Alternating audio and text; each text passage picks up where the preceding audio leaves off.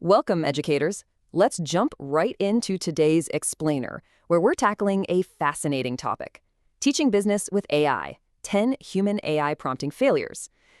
We so often brush off AI's shortcomings as just technical bugs or glitches. But what if AI mistakes are actually reflections of our own cognitive and communication gaps in the classroom?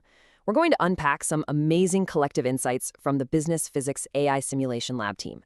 And as you'll see, these aren't just your standard tips and tricks. They are fundamental lessons on human judgment in the age of AI.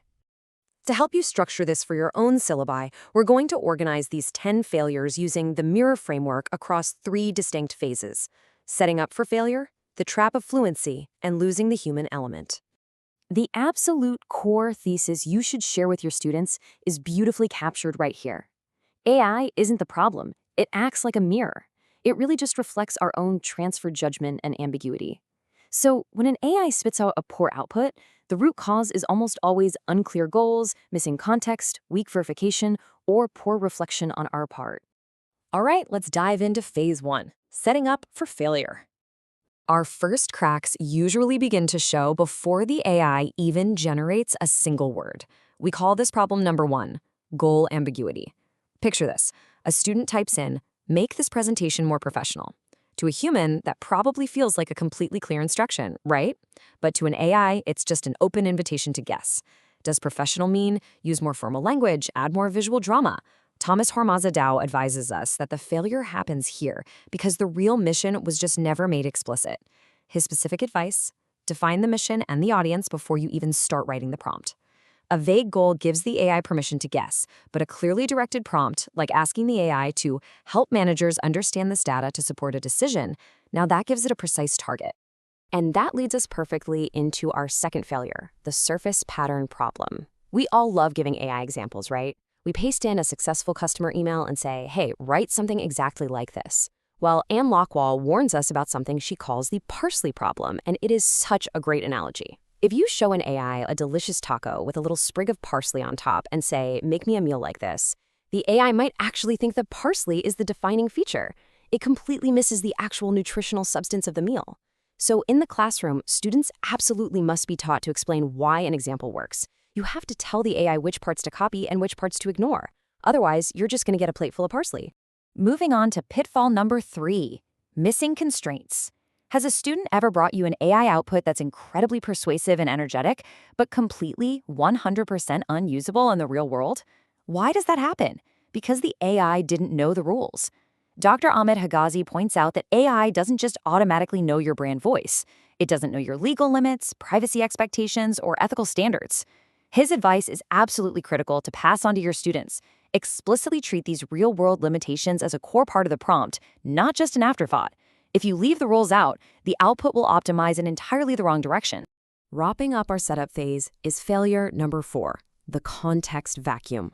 Let's say you ask an AI how to improve customer satisfaction. It is going to spit out incredibly plausible-sounding advice. Things like hire more staff, run targeted marketing campaigns, offer big discounts. Sounds great, right? But as Hisham Azadine Venzire reminds us, business decisions are never made in the abstract. If your student is supposed to be analyzing a scrappy 3-person startup with 0 budget, that generic advice is completely useless. We humans have to provide the specific organizational context, the resources, the timeline, the hard constraints to make the AI's generic patterns actually achieve situational relevance. Okay, let's shift gears to phase 2, the trap of fluency. As we move into this second phase, we face the really subtle, kind of sneaky danger of AI-generated fluency. This brings us to problem 5, delegation drift. Abu Bakr Samake warns us that we actually don't hand over our human judgment all at once. It happens really slowly. In month 1, a student asks the AI to summarize a case study. Okay, fine. By month 3, they're asking it to compare strategic options. By year 1, they're basically just asking the AI, what should I do?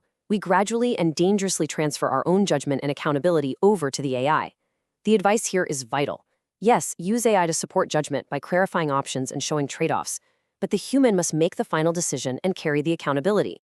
Next up is the trap of false confidence. It is shockingly easy to mistake AI fluency for accuracy. When an output reads smoothly, uses big words, and is formatted perfectly, we just naturally assume it's reliable. But Lyndon Johnson's crucial advice here is to never ever confuse a confident tone with proof. The AI might have literally just hallucinated financial statistic or completely invented a citation. As educators, we have to drill into our students that they must always verify the evidence and the sources.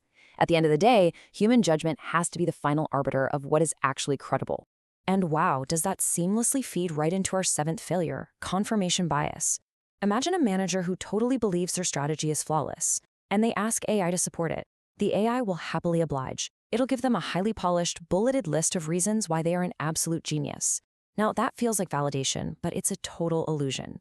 Binay Kumar urges us to move from simple validation to true evaluation. We need to teach students to actively prompt AI for counterarguments, missing evidence, and stakeholder objections.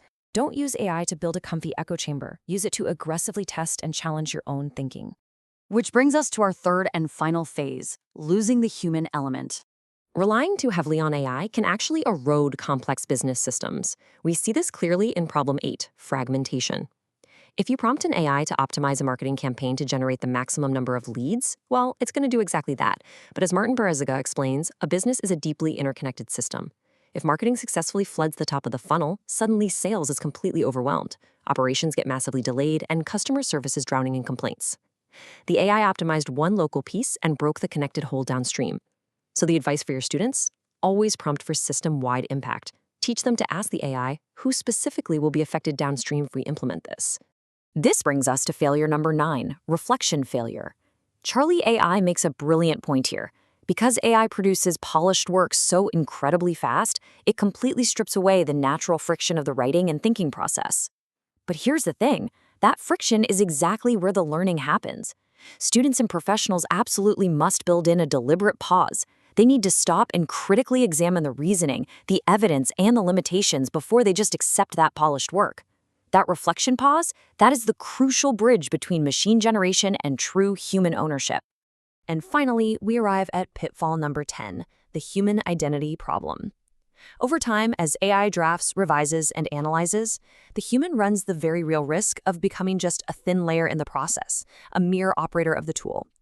But Lena AI reminds us of something so important. Businesses don't just need slide decks and summaries. They desperately need judgment, ethics, empathy, and accountability. Our goal as educators is absolutely not to churn out better prompt operators. Our goal is to develop thoughtful, dynamic leaders who bring these completely irreplaceable human elements to the table and who use AI to extend their thinking, not to erase it entirely. So we want to leave you and your students with this really provocative question to help restore human judgment in your classrooms. If AI does all the heavy production lifting, what unique value are you taking responsibility for? Challenge your students to articulate what they actually changed, what specific judgment they applied, and what they understand better now.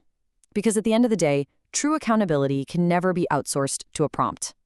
Thanks so much for joining me on this explainer, and I really hope these insights help you shape the next generation of business leaders.